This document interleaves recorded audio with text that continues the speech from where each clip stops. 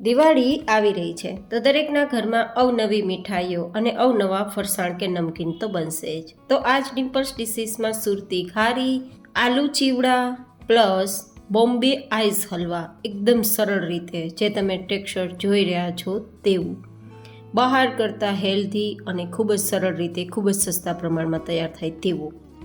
સાથે આપણે પૌહાનો ચેવડો જે લગભગ નડિયાદના ભૂસા જેવો તૈયાર થશે. તો ચલો રેસીપી શરૂ કરીએ.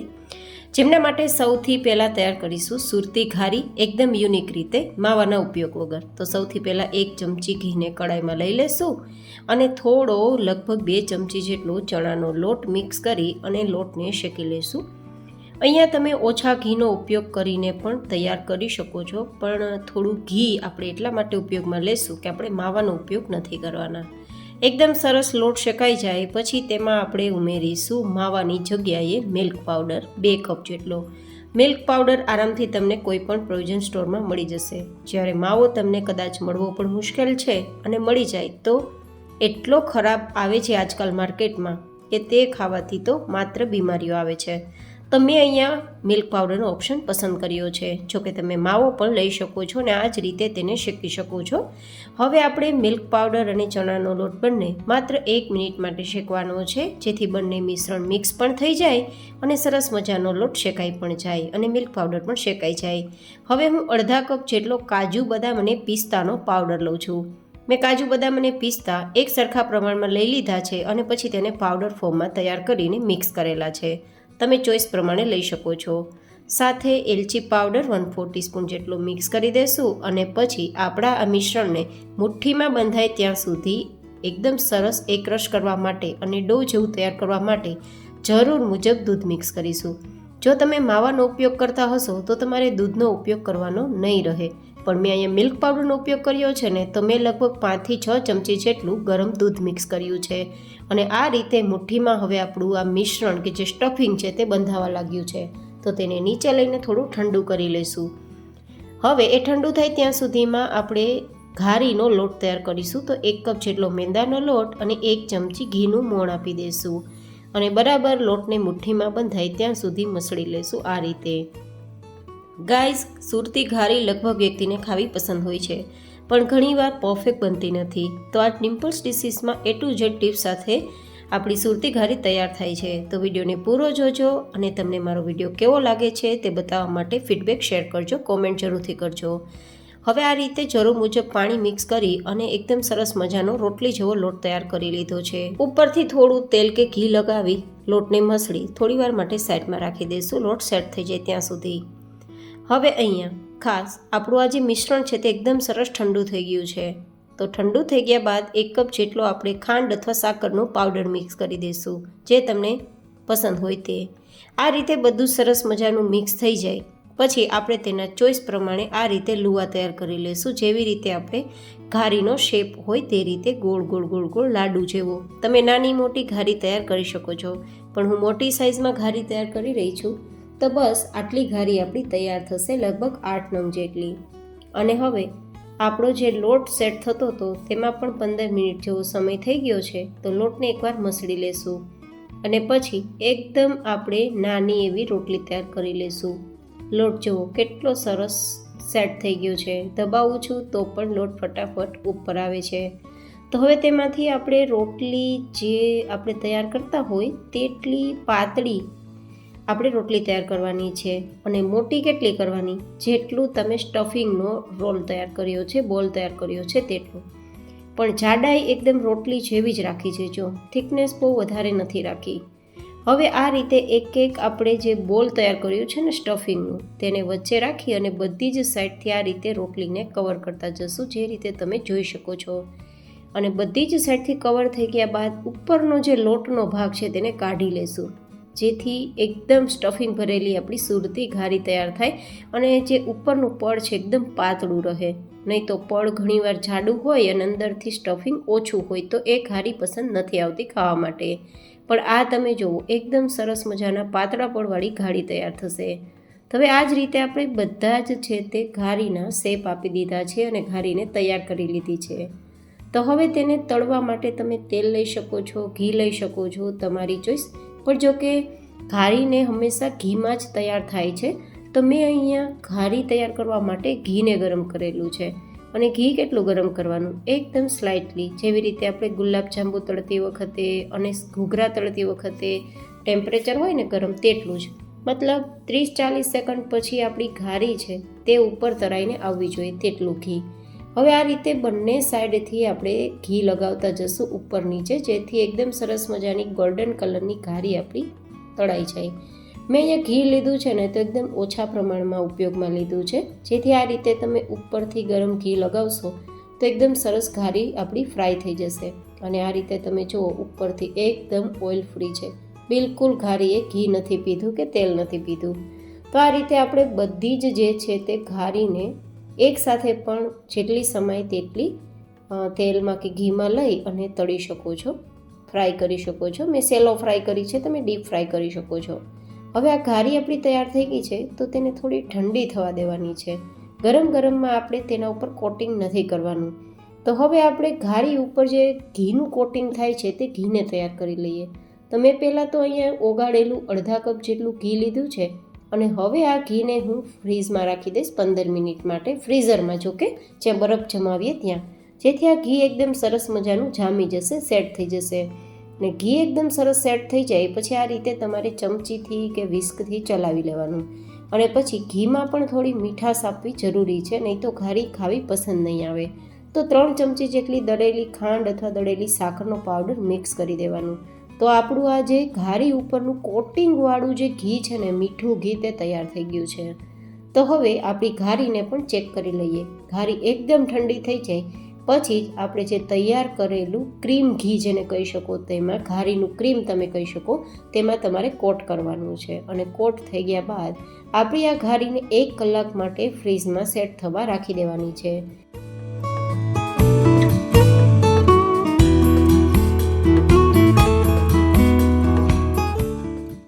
તો આપણે આ ઘારીને પહેલાં ડેકોરેશન કર્યું છે અને હવે આપણે ફ્રીઝરમાં રાખશું. અને ફ્રીઝરમાંથી 1 કલાક બાદ કાઢ્યા બાદ તમે જુઓ એકદમ સરસ મજાનો લુક. સ્ટફિંગ આપણે પિસ્તાથી તૈયાર કર્યું હતું તો એકદમ સરસ ગ્રીન આવ્યું છે અને પડ પણ એકદમ પાતળું છે. તો તૈયાર છે સુરતી ઘારી એકદમ યુનિક રીતે, નવી રીતે. તો તમને મારી આ નવી રીતે સુરતી ઘારી તૈયાર કરવાની રેસીપી કેવી લાગી એ કોમેન્ટમાં જરૂર તમારા ફીડબેક શેર કરજો. વિડીયોને લાઇક પણ કરજો. ચેનલ પર નવા હોય તો ચેનલને સબસ્ક્રાઈબ પણ કરજો. હવે તૈયાર કરીશું આલુ નમકીન. તો જેમના માટે આપણે એક કડાઈમાં 2 કપ જેટલું પાણી લેશું અને હવે આ પાણીની અંદર આપણે સ્વાદ પ્રમાણે નમક મિક્સ કરી દઈશું. 1 ચમચી જેટલું નમક મેં મિક્સ કર્યું છે. સાથે 1/2 ચમચી જેટલું હું તેલ પણ મિક્સ કરી દઉં છું અને પાણીમાં 1 ઉફાણ આવે ત્યાં સુધી પાણીને ઉકાળી લેશું. પાણી સરસ મજાનું ઉકળી ગયું છે તો હવે તેને આપણે નીચે લઈ લેશું અને પછી પાણીની અંદર જ આપણે થોડો રવો મિક્સ કરીશું, લગભગ 1.5 કપ જેટલો. 1.5 કપ જેટલો રવો મિક્સ થઈ જશે 2 ગ્લાસ જેટલા પાણીમાં તો એકદમ સરસ મજાનું બેઝ આપણું થીક થઈ જશે. પણ હજુ એ જેમ ઠંડુ થશે તેમ કડક થવાનું છે. તો વધારે કોઈ પાણીની જરૂર રહેશે નહીં અને વધારે રવાની પણ જરૂર રહેશે નહીં. આ મિશ્રણ ગરમ છે તો આ રીતે સ્પેચ્યુલા કે ચમચથી જ મિક્સ કરીશું અને પછી તેને 10 મિનિટ રાખી દઈશું, જેથી આપણો રવો ફૂલી જાય. અને રવો ફૂલતા જ આપણે હવે તે થોડું થીક થઈ ગયું હશે, બસ સીધા અહીંયા 2 નંગ જેટલા બાફેલા બટેટાને ગ્રેટ કરીને મિક્સ કરી દઉં છું. અહીંયા બાફેલા બટેટાને મિક્સ કરવાથી એકદમ સરસ મજાની આપણી આલુ નમકીન તૈયાર થશે. હવે આપણે અહીંયા સંચો પણ તૈયાર કરી લઈશું આપણે સેવ તૈયાર કરવા માટે. તો તમારી પાસે જે અવેલેબલ હોય તે સંચાને એકવાર તેલથી ચીકણો કરી લઈશું અને તેની જે જારી હોય છે ને સેવ પાડવાની, તેને પણ તેલથી ચીકણી કરી લઈશું. બસ પછી આ બધી જ વસ્તુ સરસ મિક્સ કરી દઈશું અને મિક્સ કર્યા બાદ થોડી જ વારમાં બધું જ સરસ ભેગું પણ થવા લાગશે, કારણ કે રવો છે ને તો સેટ થતાં કડક થવા લાગશે. તો આપણે વધારે કોઈ પણ પ્રકારનો લોટ, તેલ કંઈ ઉમેરવાની જરૂર નહીં રહે. બસ મસળતા એકદમ સોફ્ટ ડો તૈયાર થાય પછી જેટલું સમય તેટલું મશીનમાં ભરી અને મશીનને પેક કરી ગરમા ગરમ તેલમાં આ સેવને આપણે તૈયાર કરીશું.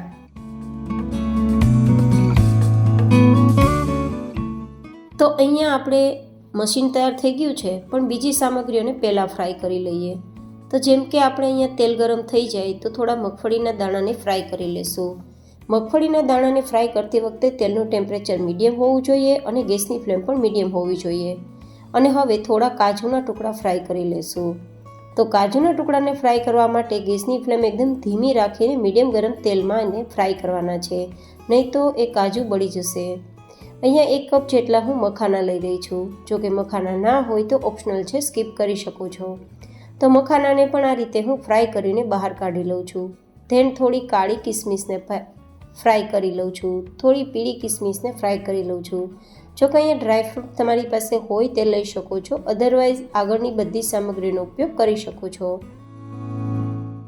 થોડા મીઠા લીમડાના પાનને પણ ક્રિસ્પી કરવા માટે તળી લેશું. બસ 2 જ મિનિટમાં પાન ક્રિસ્પી થઈ જશે. અને હવે આપણે અહીંયા જે તૈયાર કરેલો સેવ બનાવવા માટેનો સંચો છે તેને આપણે ગરમ ગરમ તેલમાં આ રીતે સેવ પાડી લઈશું. સેવ પાડતી વખતે જે ગેસની ફ્લેમ છે તે મીડિયમ રહેવી જોઈએ અને તેલનું ટેમ્પરેચર પણ મીડિયમ ટુ હાઈ હોવું જોઈએ, નહીં તો સેવ આપણી તેલ પી જશે અને અંદરથી ક્રિસ્પી નહીં થાય. તો બસ આ રીતે એકદમ સરસ સેવ પડી જાય પછી સેવ જ્યાં સુધી ઉપર જાતે તળવા ના લાગે અને સેવમાં રહેલા બધા જ બબલ્સ બેસી ના જાય ત્યાં સુધી તેને તળવાની, એ પણ મીડિયમ ગેસની ફ્લેમ પર, જેથી આ રીતે એકદમ સરસ મજાની સફેદ આપણી સેવ તૈયાર થાય. જો વધારે હાઈ ગેસની ફ્લેમ હશે તો લાલ થઈ જશે અને આપણી આ જે નમકીન છે તે ક્રિસ્પી નહીં થાય. હવે આપણે તળેલી બધી જ સામગ્રી ભેગી કરી લઈશું અને અહીંયા સ્પેશિયલ ડિમ્પલ્સ ડિશિસ મસાલો મિક્સ કરીશું. આ મસાલો તમારે પરચેસ કરવો હોય તો ગૂગલ પ્લે સ્ટોરમાં જઈને ઓફિશિયલ ડિમ્પલ્સ ડિશિસ ચેનલની તમે વિઝિટ કરી શકો છો. ગૂગલ પ્લે સ્ટોરમાંથી એપ્લિકેશન ડાઉનલોડ કરી અને તમે અમારો મસાલો ઘરે બેઠા મંગાવી શકો છો. એકદમ હેલ્ધી રીતે તૈયાર થાય છે અને કોઈ પણ નમકીનમાં તમે વાપરી શકો તેવો છે. તો બસ મસાલો ચોઈસ પ્રમાણે મિક્સ કરી આ રીતે તમે બધું જ મિક્સ કરી ધેન સર્વ કરી શકો છો. ડિમ્પલ્સ ડિશિસ મસાલાની જગ્યાએ ચાટ મસાલા પણ મિક્સ કરી શકાય. તો તમને આ નમકીન કેવું લાગ્યું તે પણ કોમેન્ટ કરી જરૂર બતાવજો. હવે તૈયાર કરીશું બોમ્બે આઈસ હલવા. તો જેમના માટે ઘરમાં રહેલી કોઈ એક વાટકીને પહેલાં માપ માટે સેટ કરવાની અને પછી બધું જ માપ તેનાથી લેવાનું. તો 1 વાટકી ભરીને ખાંડ લેશું, અડધી વાટકી ભરીને તપકીનો લોટ અથવા તો કોર્નફ્લોર પણ લઈ શકો અને આરારોટ પણ લઈ શકો, અડધી વાટકી ઘી અને અડધી વાટકી દૂધ. આ રીતે તેનું પરફેક્ટ માપ હોવું જરૂરી છે. જનરલી આઈસ હલવા છે તે તપકીર, આરારોટ કે કોર્નફ્લોર 3માંથી કોઈ પણ એક લોટથી તૈયાર થાય છે, તો તમે તે જ લોટનો ઉપયોગ કરજો. પણ જો કે આ 3માંથી કોઈ એક લોટ ઘરમાં ના હોય તો પછી મેંદાનો ઉપયોગ કરવાનો રહેશે, તો પછી મેંદો ઉપયોગમાં લઈ શકો છો. હવે આ બધી જ સામગ્રી એક કડાઈમાં ભેગી કરી લેશું અને જ્યાં સુધી આપણી આ ખાંડ છે તે ઓગળે નહીં ત્યાં સુધી આ રીતે પહેલાં તો ચલાવી દેશું. સરસ મજાનું બધું જ મિશ્રણ ભેગું થઈ જાય અને થોડી ખાંડ ઓગળવા લાગે પછી તેને ગેસની ફ્લેમ પર ચડાવવાનું છે અને પહેલાં ધીમી ગેસ રાખવાની છે, જેથી આપણી થોડી ઘણી ખાંડ પણ ઓગળવાની બાકી હોય તો ઓગળી જાય. એકવાર સરસ મજાની ખાંડ ઓગળી જાય પછી આપણે ગેસની ફ્લેમ મીડિયમ રાખી દેવાની છે અને મીડિયમ ટુ લો ગેસની ફ્લેમ પર સતત ચલાવવાનું છે. બસ ધ્યાન એ રાખવાનું છે કે તળિયામાં આ મિશ્રણ મિક્સ ના થઈ જાય અને ચીપકી ના જાય, જેથી આપણે જો એવું લાગે કે ચીપકવા લાગે છે તો ગેસની ફ્લેમ ધીમી જ રાખવી, જેથી બિલકુલ ના ચીપકે. પણ એક વાતનું ધ્યાન રાખવાનું કે આ હલવો તૈયાર કરતી વખતે તેને સતત ચલાવવો જરૂરી છે. જેમ જેમ ચલાવશો તેમ તેમ આ મિશ્રણમાંથી એક જાળી પડવા લાગશે અને જેવી જાળી પડવા લાગશે કે થોડી જ વારમાં આ મિશ્રણ છે તે કડાઈને પણ છોડવા લાગશે. આ હલવો તૈયાર કરવામાં બસ કયા સ્ટેપ પર કેટલે સુધી ચલાવવું, કયા સ્ટેપ પર કેટલે સુધી કૂક કરવું, કયા સ્ટેપ પર કેટલી ગેસની ફ્લેમ રાખવી તે જ ખૂબ મહત્ત્વનું છે અને સાથે તેનું પરફેક્ટ માપ. આ બંને વસ્તુનું ધ્યાન રાખી લીધું તો બહાર કરતાં વધુ સ્વાદિષ્ટ અને વધુ સસ્તો ઘરે તમે આઈસ હલવો તૈયાર કરી શકો છો, જે લગભગ વ્યક્તિઓનો ફેવરિટ હોય છે અને સ્પેશિયલી દિવાળી ઉપર તો દરેક વ્યક્તિઓ ખાવા માટે લઈ આવતા જ હોય છે બહારથી, અથવા તો કોઈ પણ વ્યક્તિને ઘરે બનાવતા આવડતો હોય તો પણ તે બનાવતા હોય છે. તો તમે જોઈ શકો છો કે હું આટલું ચલાવું છું તેમ છતાં નીચે તળિયે બેસી જાય છે. તો આ રીતે સતત ચલાવતું જવાનું અને મિશ્રણ ભેગું થવા લાગે પછી આ રીતે આપણે થોડું વાટકીના બેઝ પર પાછળ પાથરી દેવાનું અને થોડીવાર તેને ઠંડુ કરવા રાખી દેવાનું. થોડું ઠંડુ થઈ જાય પછી આપણે આ રીતે તેને ઉખડી અને તેની ગોળી જેવું વાળવાની કોશિશ કરવાની. આ રીતે એકદમ સરસ મજાની ગોળી વળી જાય તો સમજવાનું કે હલવો હવે સેટ થઈ જશે. તો પછી તેને આપણે નીચે લઈ લેવાનો તો તમે જોઈ શકો છો કે બોલ બની જાય છે, તો મતલબ હલવો સેટ થઈ જશે. તો નીચે લઈને બટર પેપર પર ઘી લગાવી દેશું, અને બટર પેપર ના હોય તો તમે એમ જ કોઈ પણ પ્રકારની પ્લેટમાં પાથરી શકો છો. જેવી રીતે આપણે ચીક્કી પાથરીએ ને તેવી જ રીતે જેટલું સમય તેટલું મિશ્રણ એક પ્લેટમાં પાથરશું, અને પછી બીજી પ્લેટમાં પણ તેને પાથરી દઈશું, કારણ કે એક પ્લેટમાં બધું જ આપણું મિશ્રણ નહીં સમાય, કારણ કે પ્લેટ નાની છે અને આ હલવોને એકદમ પાતળો વણવાનો હોય છે. જેવો રોટલીની થિકનેસ હોય ને તેનાથી થોડું વધારે જાડું તેટલું વણવાનું હોય છે. તો મેં આ રીતે જુદી જુદી 2 પ્લેટમાં વણી લીધું છે. તો હવે ઉપરથી એલચીના દાણા અને પિસ્તાની કતરણથી અથવા તો કાજુ બદામની કતરણ તમારી પસંદગી પ્રમાણે ડ્રાયફ્રૂટ સ્પ્રિંકલ કરીને થોડું વણી લેવું, જેથી ચીપકી જાય. અને પછી તેને ઠંડુ થવા માટે 8-10 કલાક રાખી દેવું, કારણ કે આ હલવો તપકીરમાંથી તૈયાર થયો છે, તો તેને થોડો ઠંડો થવા માટે સમય લાગશે. તમારે કેટલો સમય લાગશે તે કેટલો હલવો તૈયાર કર્યો છે તેના ઉપર ડિપેન્ડ કરે છે. અને પછી ઠંડો થઈ ગયા બાદ આ રીતે કટ લગાવી દેવાના, અને કટ લગાવ્યા બાદ તમે જોઈ શકો છો કે બહાર જેવો હુબહુ ટેક્સચરમાં આપણો હલવો તૈયાર થયો છે.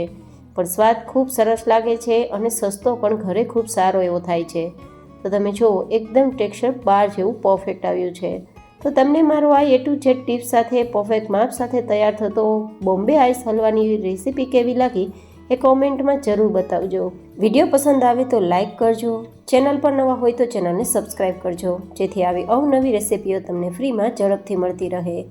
એન્ડ તમે મને ક્યાંથી જોઈ રહ્યા છો તે મને કોમેન્ટ બોક્સમાં લખીને જરૂરથી બતાવજો, અને તમારું નામ શું છે તે પણ મને કોમેન્ટ બોક્સમાં જરૂરથી લખીને બતાવજો. હવે તૈયાર કરીશું પોહા ચેવડા, એટલે કે પૌવાનો ચેવડો. તો જેમના માટે જે સ્પેશિયલ ચેવડાના પૌવા આવે છે તે લેવાના, જેને જાડા પૌવા કહેવાય તે. તો એકદમ હાઈ ગરમ તેલમાં હાઈ ગેસની ફ્લેમ પર પૌવાને તળી લેવાના, જેટલા ઉમેરવા હોય તેટલા. તે જ રીતે અહીંયા જાડા મમરા, કે જેને કોલ્હાપુરી મમરા કહેવાય, તે મેં લીધા છે. તમે જે મમરા મળે તે લઈ શકો, પણ સ્પેશિયલ પોહા ચેવડામાં આ જાડા જે કહી શકો, કોલ્હાપુરી કહી શકો, તેવા મમરાનો જ ઉપયોગ કરવાનો. અને આને પણ આપણે હાઈ ગેસની ફ્લેમ પર તળી લેવાના, જેથી એકદમ ક્રિસ્પી થઈ જાય. તે જ રીતે 50 ગ્રામ જેટલા મકાઈના પૌવાને આપણે હાઈ ગેસની ફ્લેમ પર અને હાઈ ગરમ તેલમાં તળી લેવાના, જેથી બરાબર ફૂલી જાય. હવે જો તમે ચણાની દાળ પલાળીને રાખી હોય તો તેને નમકીન તરીકે તળીને તૈયાર કરી શકો છો. પણ જો ચણાની દાળ પલાળતા ભૂલી ગયા હોય તો આ રીતે દાળિયાની જે દાળ આવે છે ને, શેકેલા દાળિયાની દાળ, તેને તમારે અડધા કપ જેટલી લેવાની અને પછી આ રીતે તેલમાં તળી લેવાની.